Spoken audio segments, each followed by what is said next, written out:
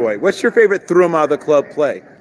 Um, Taxi, a good old tackle in space. I like to get in space. I like to get a little guy on an island. A lot of times, they kind of freak out a little bit, try to duck under, do something crazy, but get hands on them, they're dead in the water. So when someone throws on tape and they want to see you at your most dominant, what game do you normally suggest?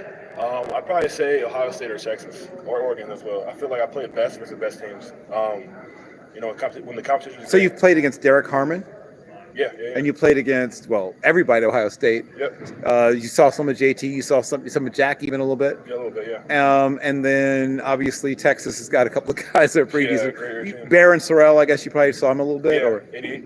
Yep. Yeah. So walk me through those guys and like how you approach playing those guys, those top level guys. Yeah, so it's kind of a mentality thing. Like my sophomore year actually, I had to block came on Thibodeau at Oregon when I was at Stanford, and like all week I was telling myself like fear no man. At that point I was a young guy, young pup, and he was like highly touted, and I was like, okay, bet like it's kind of a big deal, but like like fear no man, you're out here like just a number. You know what I'm saying? So ever since then, like if a guy is like a guy people think is a great player, I'm like, okay, he's a number. He's a face. Like, he's just a player. There's no name to him. There's no whatever to him. Just go out there and block him like everybody else. The Mike Tomlin thing, nameless, faceless. Yeah, exactly. Like he is just a player on their team. That's about it. When you went back and looked at that tape of you against Thibodeau, how did you, in your mind, how did you grade out? I think I played pretty well. For what I had at the time, I think I played pretty well. He got me a few times, I'm not gonna lie, but I think I did pretty well. So of these like first round type guys that you've gone up against, which one do you think was the one that's just the most physically gifted? I pressed the DNs over there at Ohio State. Both physical, both really long guys. They play well to their strengths. Both quick. Both had really good like bend on the corner. You can't cannot give them an inch because if you give them an inch, they're gonna take it a mile. So making sure everything is tight, screwed down. Who should we be on the lookout for along the offensive line next year at Michigan? All the young tackles, honestly. We got Blake Frazier, we got Andrew Sprague, we got what else we got a tackle there? Link, of course. Link, my dog. Lucky for him for sure. He's a great player. Honestly, the whole line is coming up doing well. I feel like all the guys that were in last year, had a great foundation and did really well. So look out for them for sure. Speaking of offensive line, Grant Newsome, after his first year, what does Grant bring to that room as not only an ex-Michigan player, offensive lineman, but as now a coach there? He brings experience and knowledge. He's very knowledgeable about the sport. He knows a lot. He knows the ins and outs of almost every single play. And I feel like he exemplifies that. Like he tells us everything we need to know, plus some. You know what I'm saying? So I feel like it'll get these young guys on the right track. It'll get these guys knowing what they need to know going forward. Because the one thing about O-line is sometimes you got to know more than just like the blocking scheme. You got to know like rotations. You got to know this guy coming down, this guy's coming to blitz. Like there's a lot more than just like the front seven you got to look for. And Coach is doing a great job of teaching us what to look for and the keys and clues in that. Who's the favorite film study play you've ever made in your life? You just talked about all the things you have to see, blitzes, who's dropping, even sometimes twist stunts, games up front. What's your favorite film study play? A play you could only have made because of what you've done as a film student. Yeah, I'd probably say most times in pass pro, if a guy throws like a funky move and I catch it. Like I feel like a lot of times on inside moves, that's the one thing I'm keying to a lot. Is if guys do inside move, inside spin, I just kind of do a little like setup to inside. That's one thing I key in on heavily because one thing as tackle you can't really be inside. Tackles to the width, inside sets the depth. So like you could be inside like you're cooked. It's not a good deal for anybody involved. So just anytime where I pick up a guy on an inside move, inside stunt, or a spin, I feel like it is. What's a game where someone can see you handle that on tape? Yeah, it was a play for Northwestern. I did that versus Texas, versus Ohio State. I think once, Texas as well. I said already. Probably maybe Oregon.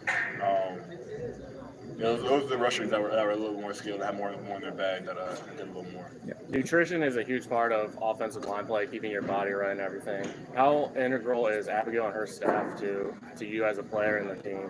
Very integral. I feel like they are very, very instrumental in keeping us on the straight and narrow. Sometimes easy. You're a big guy. You're like, if I'm like 330, it's not gonna matter, but it does. It really doesn't matter because I feel like the heavier you get, the more weight you got in your bones. You're not in as good a shape. You can't make a block in the fourth quarter.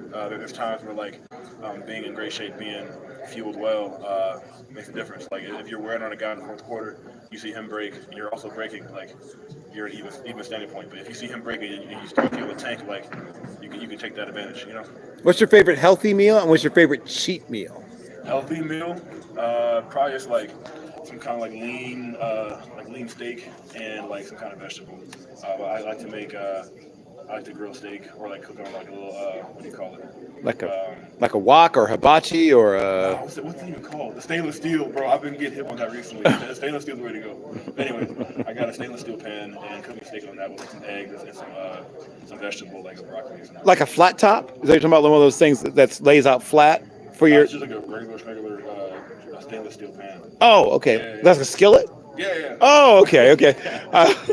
So Sharon Moore going into year 2, what can we expect from Sharon Moore and the Michigan football team? We're down for sure. I feel like last year we were still building back the team we had from the year before.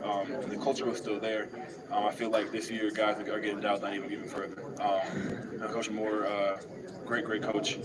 He has a great track record. And I feel like now we'll for sure take advantage of every game we have this year. You've blocked for stylistically different backs in your time at Michigan and your time at Stanford.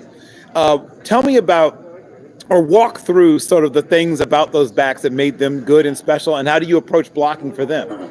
Yeah, so if there's a back that I have that's more like an outside hitter, I'll know like okay, I need to extend this block a little bit longer, maybe stretch him out like more laterally, so give him extra space to get cut up or better vision. If it's a guy that's more downhill, like a guy that hit that A gap like harder, I don't know what. Like you know that like block matters a lot, but like at the same time he's gonna hit that gap hard. So like if that guy is a little just fall off a little bit, he's gonna run through that arm block like nothing else. Who's been the most patient back you've blocked for, and who's been the guy who gets on you gets there the fastest? Yeah, I'd probably say Donald was patient. He's that whole hard. And Carroll was just like downhill. There was a time OSU game I hit in the back by Carroll, and it did not feel very good. But yeah. And then jumping over to pass pro, you've blocked for a couple of different quarterbacks, obviously. What do you do differently, or are there things you do differently when you have a quarterback who's a guy that just stays right, basically in one spot, versus a guy that might maybe move around, try to extend plays? Yeah, on the guys that stay more in one spot, it's more just running the middle. Like you have to take your set, take your steps, and punch the guy where he's at.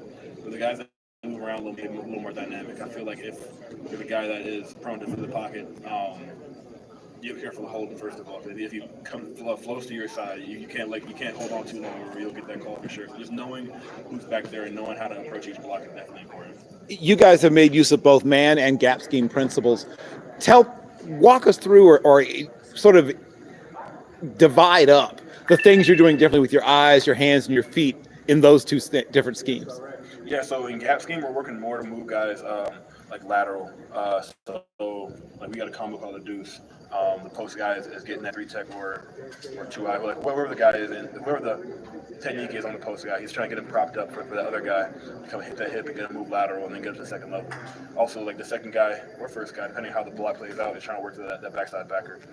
So it's a little bit more lateral. I'm trying more displacing, a little more like feint that way. But then you got inside zone, outside zone. Inside zone, you're trying to move guys forward off the ball. So you got man reach, money block, you're trying to get that guy to move 3 yards off the ball. Or those top, like if you move that guy 3 yards off the ball, the back can make a cut 3 yards past the line of scrimmage.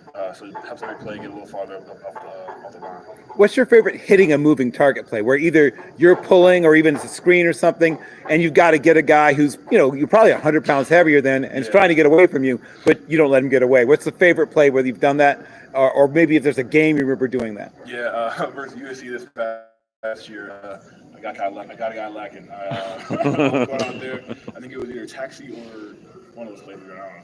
But I went out there to pull and saw a guy out there. I was okay, but he's gonna make a move. He didn't make it. All right, best. I'm gonna punch him right in your head. Yeah. We'll take one more. And if there's a guy that you could take with you from Michigan with you to the next level, who would you take with you to wherever you're going to play next? Yeah, my left guard for sure. Josh Breed, that's my dog.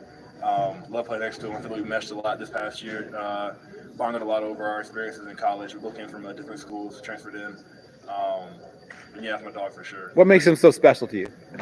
He kept me calm for sure. Like I'm a guy that I'm pretty stable in games, but there's one game, the UC game, we Khalil broke that run, and I got real excited. He was like, "Still need to score the ball." I was like, "All right, bet." So we ran down there and went down there and locked it and scored. But he's just my guy, my rock. Keep you steady.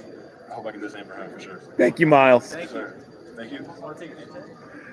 That is it for media availability, people. I am going to next speak to you after when we get to the on-field testing.